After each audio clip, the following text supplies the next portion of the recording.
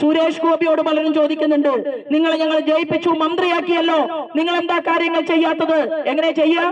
Federal സംവിധാനം നിലനിൽക്കുന്ന സംസ്ഥാനത്ത് സുരേഷ് ഗോപിക്ക് പദ്ധതികൾ ചാക്കിൽ കെട്ടി കൊണ്ടുവന്ന് കൊടുക്കാൻ പറ്റില്ല. പദ്ധതികൾ ചോദിക്കാൻ അതത് വകുപ്പിന്റെ മന്ത്രിമാർ തയ്യാറാകണം. പദ്ധതികൾ ചോദിക്കാൻ പ്രൊജക്ട് വേണം.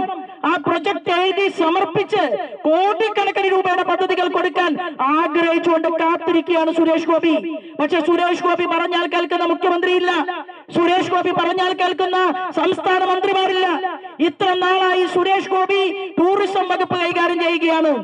10 തൊഴിലാളികൾക്ക് ജോലി കൊടുക്കാൻ ആലപ്പുഴയിൽ നിന്നോ തൃശ്ശൂരിൽ നിന്നോ അതിരപ്പള്ളി പ്രദേശത്തു നിന്നോ ഒരു ടൂറിസം പ്രൊജക്ട് കൊടുക്കാൻ നമ്മുടെ മുഖ്യമന്ത്രിയുടെ മരുമകന് സമയമില്ല, കണ്ടിട്ടില്ല. ഒറീസയിലെ മുഖ്യമന്ത്രി കാണുന്നു, മധ്യപ്രദേശിലെയും ഗുജറാത്തിലെയും മുഖ്യമന്ത്രി കാണുന്നു. എന്തിനാണ് പറയുന്നു?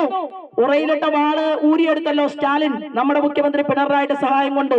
ആ സ്റ്റാലിന്റെ നാട്ടിലെ ടൂറിസം വകുപ്പ് മന്ത്രി വരെ 4 തവണ സുരേഷ് ഗോപിയുമായി ചർച്ച നടത്തി. എന്നാൽ കേരളത്തിന്റെ മന്ത്രിമാർക്ക് സുരേഷ് ഗോപി എന്ന് പറഞ്ഞാൽ അലർജിയാണ്. പിന്നെ എങ്ങനെയാണ് നമ്മൾ ഇവിടെ വികസനം കൊണ്ടുവരേണ്ടത്? കൊടുക്കാൻ തയ്യാറാണ് എന്ന് എല്ലാ നേതാക്കന്മാരോടും നമ്മുടെ കേന്ദ്രമന്ത്രി അറിയിച്ചു കഴിഞ്ഞു. പക്ഷേ അതിന് പ്രൊജക്ട് വേണം, അതിന് പദ്ധതി വേണം, അതിന് ചർച്ച വേണം. അതിന് ഇവിടുത്തെ രാഷ്ട്രീയം മാറ്റിവെച്ചുകൊണ്ട് എല്ലാ രാഷ്ട്രീയ പാർട്ടിയുടെയും MLA-മാർ തയ്യാറാണെങ്കിൽ വികസനം ഉണ്ടാകും, ഉണ്ടാക്കിയെടുക്കാൻ ഞങ്ങൾ തന്നെ മുന്നിൽ നിൽക്കും എന്ന് വാക്ക് നൽകിക്കൊണ്ട് ഞാൻ പറയുന്നു.